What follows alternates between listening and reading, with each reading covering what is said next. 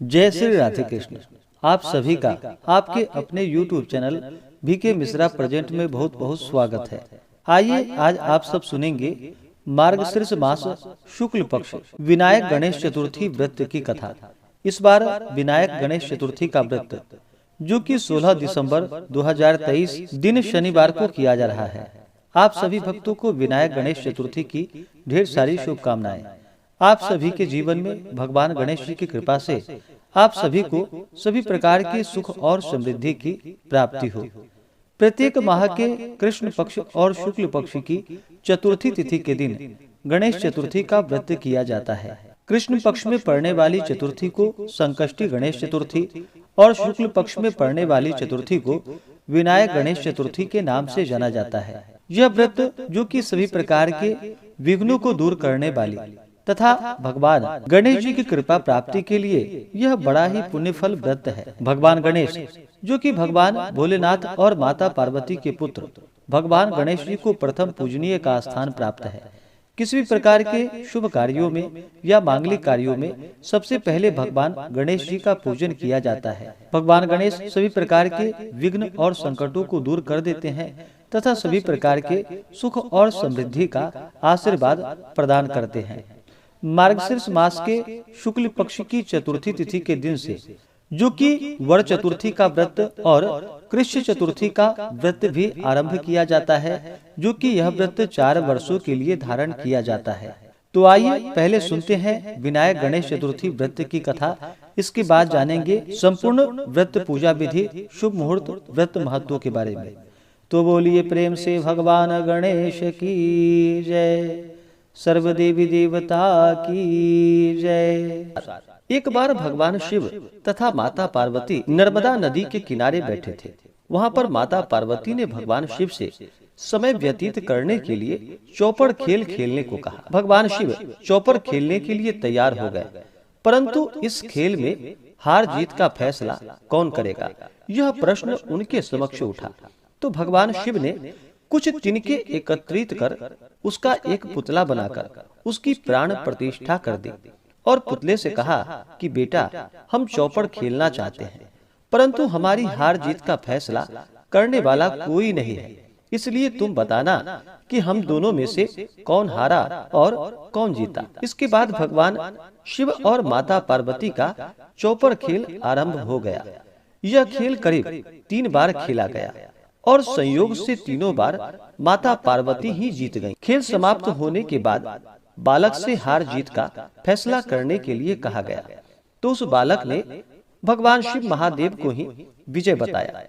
यह सुनकर माता पार्वती अत्यंत क्रोधित हो गई और क्रोध में उन्होंने बालक को लंगड़ा होने का और कीचड़ में पड़े रहने का श्राप दे डाला। बालक ने माता पार्वती से माफी मांगी और कहा कि हे माता, यह मुझसे अज्ञानता बस ऐसा हो गया है, मैंने किसी द्वेष भाव में ऐसा नहीं किया। बालक द्वारा क्षमा याचना मांगने पर माता ने कहा कि यहाँ गणेश पूजन के लिए नाग कन्याएं आएंगी, उनके कहे अनुसार तुम गणेश जी का व्रत करो, ऐसा करने से तुम मुझे प्राप्त कर पाओगे। यह कहकर माता पार्वती शिव के साथ कैलाश पर्वत पर चली गईं। 1 वर्ष के बाद उस स्थान पर जो कि नाग कन्याएं आई, तब नाग कन्याओं से श्री गणेश जी के व्रत की विधि मालूम करके उस बालक ने 21 दिनों तक लगातार गणेश जी का व्रत किया।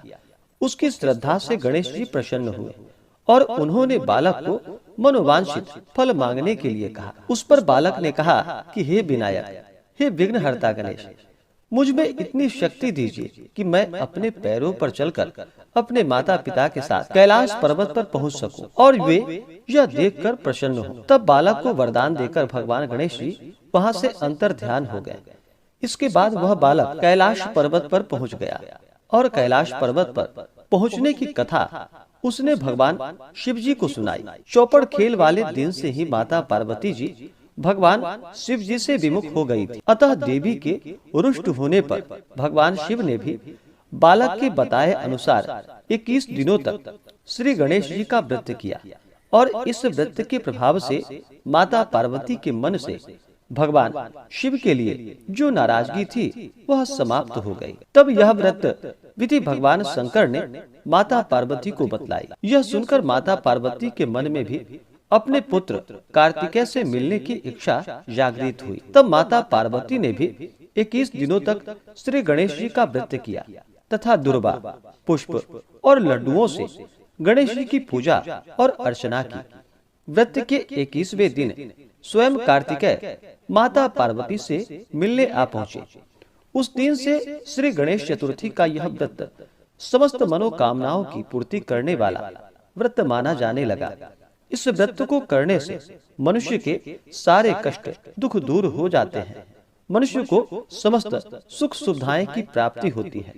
तो बोलिए प्रेम से भगवान गणेश की जय। यह व्रत भगवान गणेश जी को अति प्रिय होता है।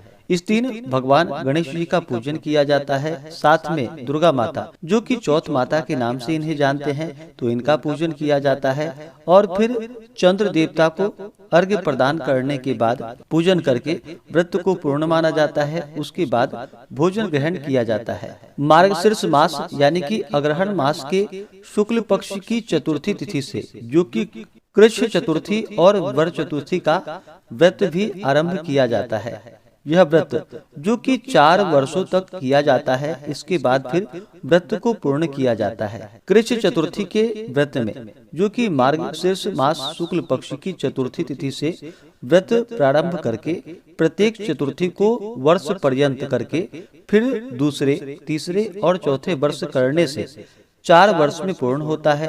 यह व्रत जो कि पहले वर्ष में मार्गशीर्ष शुक्ल पक्ष चतुर्थी को आरंभ कर, जो कि प्रातः स्नान के पश्चात व्रत का नियम ग्रहण करना चाहिए। गणेश जी की यथाविधि पूजन करनी चाहिए। नैवेद्य में लड्डू, तिलकुटा, जौ का मंडका और सुहाली अर्पण करके त्वत् प्रसादेन देवेश व्रतम वर्ष चतुष्टयम निर्विघ्नेन तु मे यातु प्रमाणम मूषकध्वज संसारार्ण वधुस्तारम सर्वविघ्न समाकुलम तस्माद् दीनम जगन्नाथ त्राहि माम गणनायकम। इस प्रकार से भगवान गणेश जी की प्रार्थना करके एक बार जो कि परिमित भोजन करे। इस प्रकार प्रत्येक चतुर्थी को करता रहकर दूसरे वर्ष उसी मार्गशीर्ष शुक्ल चतुर्थी को यथापूर्ण नियम ग्रहण व्रत और पूजा करके नक्त व्रत, जो कि रात्रि में एक बार भोजन करे। इस प्रकार प्रत्येक चतुर्थी को वर्ष पर्यंत करके तीसरे वर्ष फिर मार्गशीर्ष शुक्ल चतुर्थी को व्रत नियम और पूजा करके अयाचित, जो कि बिना मांगे जो कुछ जितना मिले उसी का एक बार भोजन करे। इस प्रकार 1 वर्ष तक प्रत्येक चतुर्थी व्रत करके चौथे वर्ष में उसी मार्गशीर्ष शुक्ल चतुर्थी को नियम ग्रहण करके व्रत संकल्प और पूजन आदि करके निराहार उपवास करे। इस प्रकार वर्ष पर्यंत प्रत्येक चतुर्थी व्रत करके चौथा वर्ष समाप्त होने पर सफेद कमल पर तांबे का कलश स्थापन करके स्वर्ण के गणेश जी का पूजन करे, सवस्सा गौ का दान करे, हवन करे और 24 जो कि सपत्नीक ब्राह्मण और ब्राह्मणी को भोजन करवा करके वस्त्राभूषण आदि दे करके स्वयं भोजन करे। तो इस व्रत के करने से सब प्रकार के विघ्न दूर हो जाते हैं और सब प्रकार की संपत्ति प्राप्त होती है। अब आइए जानते हैं वर चतुर्थी व्रत के बारे में। पूर्वोक्त कृष्ण चतुर्थी के समान ही यह व्रत भी मार्गशीर्ष शुक्ल चतुर्थी से प्रारंभ करके 4 वर्ष में पूर्ण होता है। प्रथम वर्ष में प्रत्येक चतुर्थी को दिनार्ध के समय में यानी कि दिन के समय में ही एक बार जो कि बिना नमक का भोजन करे। दूसरे वर्ष में नक्त भोजन जो कि रात्रि में भोजन करे। तीसरे में अयाचित भोजन और चौथे उपवास करके यथापूर्व समाप्त करे। यह व्रत सब प्रकार की अभिष्ट सिद्धि करने वाली है। परिमित भोजन के विषय में जो कि 32 ग्रास और किसी ने 29 ग्रास बतलाए हैं। स्मृति अंतर में 8 ग्रासा मुनिर्भक्ष्या षोडशारण्य वासिनः द्वात्रिंशद गृहस्थ्या परिमितम ब्रह्मचारिणः। मुनि को 8, वनवासियों को 16, गृहस्थों को 32 और ब्रह्मचारियों को अपरिमित यथारुचि जो कि ग्रास भोजन करने की आज्ञा है। ग्रास का प्रमाण है एक आंवले के बराबर, अथवा जितना सुगमता से आपके मुंह में जा सके उतना ही एक ग्रास होता है। न्यून भोजन के लिए जो कि याज्ञवल्क्य ने 3 ग्रास बतलाए हैं, तो जहाँ तक बन सके इस व्रत को अगर पूर्ण श्रद्धा भक्ति भाव के साथ व्रत को धारण करते हैं और 4 वर्षों में यह व्रत पूर्ण करते हैं तो सभी प्रकार के विघ्न और बाधाएं दूर हो जाती है तथा सभी प्रकार के धन धान्य समृद्धि की प्राप्ति होती है। तो आइए जानते हैं इस बार मार्गशीर्ष मास शुक्ल पक्ष की चतुर्थी तिथि का व्रत कब है और इस दिन कब से व्रत को धारण किया जाएगा। मार्गशीर्ष मास की यानी कि अग्रहण मास शुक्ल पक्ष की चतुर्थी तिथि प्रारंभ समय 15 दिसंबर 2023 दिन शुक्रवार रात्रि 10:31 और चतुर्थी तिथि की समाप्ति होगी 16 दिसंबर 2023 दिन शनिवार को रात्रि 8:01 पे। विनायक चतुर्थी का व्रत जो धारण किया जाता है या संकष्टी चतुर्थी का व्रत, इस व्रत को चंद्रोदय व्यापनी लेनी चाहिए। बहुत से भक्त न जानने के कारण जो कि सूर्योदय व्यापनी के अनुसार व्रत को धारण कर लेते हैं, लेकिन यह व्रत चंद्रोदय व्यापनी लेनी चाहिए। इस बार मार्गशीर्ष मास में शुक्ल पक्ष में जो कि 16 दिसंबर 2023 दिन शनिवार को विनायक चतुर्थी का व्रत किया जाएगा और इस दिन से ही आप जो कि वर चतुर्थी व्रत और कृष्ण चतुर्थी व्रत शुरू कर सकते हैं, जो कि 4 वर्षों के लिए व्रत का नियम पालन किया जाएगा।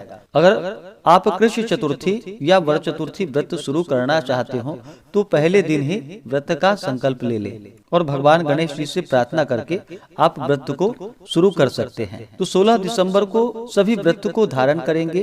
16 दिसंबर दिन शनिवार को सूर्योदय का जो समय होगा वह समय सुबह 6:36 और सूर्यास्त शाम 5:10। चंद्रोदय का जो समय है वह समय सुबह 9:47 और चंद्रास्त रात्रि 8:41।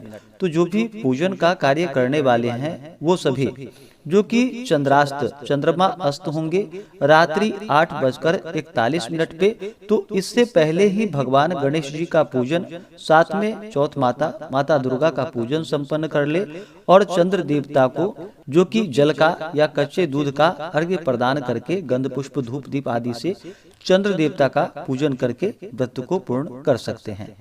नक्षत्र 16 दिसंबर को जो कि श्रवण नक्षत्र अगले दिन सुबह 4:37 तक होगा। उसके बाद धनिष्ठा नक्षत्र, इस दिन योग जो कि सर्वार्थ सिद्धि योग बन रहा है और रवि योग भी बन रहा है। सर्वार्थ सिद्धि योग जो कि सुबह 7:07 से शुरू होकर के अगले दिन सुबह 4:37 तक सर्वार्थ सिद्धि योग होगा और रवि योग जो कि शाम 4:09 से शुरू होकर के अगले दिन सुबह 4:37 तक होगा। विजय मुहूर्त का जो समय है वह समय दोपहर 2 बजे से लेकर के दोपहर 2:41 तक होगा। ब्रह्म मुहूर्त का समय 16 दिसंबर को सुबह 5:17 से सुबह 6:12 तक होगा। जो भी भक्तजन व्रत को धारण करने वाले हैं उन्हें चाहिए कि व्रत के लिए एक दिन पहले ही जो कि सात्विक आहार ग्रहण करनी चाहिए, प्याज लहसुन आदि का त्याग कर देना चाहिए, तामसिक वस्तुओं का प्रयोग नहीं करना चाहिए और चतुर्थी तिथि के दिन सुबह ब्रह्म मुहूर्त में उठ करके नित्य क्रियाओं से निवृत्त होकर के गंगा नदी में स्नान करे, नहीं तो घर के नहाने के पानी में ही थोड़ा सा गंगा जल मिला करके स्नान करे। शुद्ध वस्त्र धारण करके भगवान सूर्य देव को अर्घ्य प्रदान करे और भगवान गणेश जी से प्रार्थना करे, व्रत का संकल्प ले कि हे भगवान गणेश, आज मैं विनायक चतुर्थी का व्रत कर रहा हूँ। या आप अगर कृष्ण चतुर्थी या वर चतुर्थी व्रत आरंभ करना चाहते हो तो उस व्रत का नाम ले और कहे कि मैं 4 वर्षों तक यह व्रत धारण करूंगा या करूंगी। इस प्रकार से भगवान से प्रार्थना करे। आपके मन में जो भी इच्छा हो, जो भी कामना हो, वह भगवान गणेश जी से कहें और इस दिन भगवान गणेश जी का जो कि पूरे विधि विधान के साथ सुबह के समय में, दोपहर के समय में भी पूजन करना चाहिए और शाम को चंद्रास्त होने से पहले ही भगवान का पूजन संपन्न कर लेना चाहिए। इस बार शनिवार के दिन विनायक चतुर्थी का व्रत किया जा रहा है, तो शनिवार के दिन भगवान गणेश जी के साथ साथ जो कि इस दिन पीपल देवता का भी पूजन करे तो बड़ा ही पुण्य फलदायी होगा। इस दिन पीपल के वृक्ष में गुड़ तथा तिल मिश्रित जल डाले तो इससे पीपल देवता का और सभी देवताओं का आशीर्वाद भी प्राप्त होता है। पीपल के वृक्ष में सभी देवताओं का वास माना गया है। इस दिन भगवान गणेश जी के पूजन के लिए भगवान गणेश जी का जो कि जल से अभिषेक करे, पंचामृत से अभिषेक करे, शुद्ध गंगा जल से अभिषेक करे, पीला वस्त्र चढ़ाए, यज्ञोपवीत अर्पित करे, फिर अक्षत, चंदन, पुष्पों की माला अर्पित करे। भगवान गणेश जी को विशेष करके लाल पुष्प या लाल पुष्पों की माला अर्पित करे। भगवान गणेश जी को सिंदूर चढ़ाया जाता है तो भगवान गणेश जी को सिंदूर चढ़ाएं। उन्हें दुर्वा दल अति प्रिय होता है तो उन्हें दुर्वा दल अर्पित करे। उसके बाद फिर धूप और दीप दिखाएं, अनेक प्रकार का नैवेद्य अर्पित करें। विशेष प्रकार से जो कि तिल की वस्तु लड्डू भगवान गणेश जी को अर्पित करे, मोदक आदि का भोग लगाए। कोमल वस्तु जो कि भगवान गणेश जी को भोग लगानी चाहिए। जितने भी प्रकार के ऋतु फल बन सके या दूध से बने हुए वस्तु आदि हो तो भगवान गणेश जी को अर्पित करे। उसके बाद जल से आचमनी करवाएं, द्रव्य दक्षिणा चढ़ाएं। मुख शुद्धि के लिए पान, पत्र, सुपारी, लौंग, इलायची के साथ में अर्पित करे। इसी प्रकार से माता दुर्गा का, चौथ माता का पूजन करे। माता का जल से अभिषेक करे, पंचामृत से अभिषेक करे, शुद्ध गंगा जल से अभिषेक करे। माता को लाल वस्त्र चढ़ाएं, श्रृंगार की वस्तुएं अर्पित करे, अक्षत, चंदन, पुष्पों की माला अर्पित करे। स्त्रियां माता को सिंदूर चढ़ाएं और पुरुष जो कि रोली, कुमकुम अर्पित करे। उसके बाद धूप और दीप दिखाएं, अनेक प्रकार का नैवेद्य अर्पित करे। जल से आचमनी करवाएं। मुख शुद्धि के लिए पान, पत्र, सुपारी, लौंग, इलायची के साथ में अर्पित करे। इस प्रकार से भगवान गणेश जी का साथ में माता दुर्गा, चौथ माता का पूजन करना चाहिए। और फिर रात्रि चंद्रास्त होने से पहले ही चंद्र देवता को जो कि कच्चे दूध का या जल का अर्घ्य प्रदान करे। ओम सोम सोमाय नमः। उसके बाद दधि शंख तुषाराभम क्षीरोदारण वसंभवम नमामि शशिनम सोमम शंभुर मुकुट भूषणम। इन मंत्रों से चंद्र देवता की प्रार्थना करे। इस प्रकार से गणेश चतुर्थी के दिन भगवान गणेश जी का, चौथ माता का, चंद्र देवता का पूजन करना चाहिए।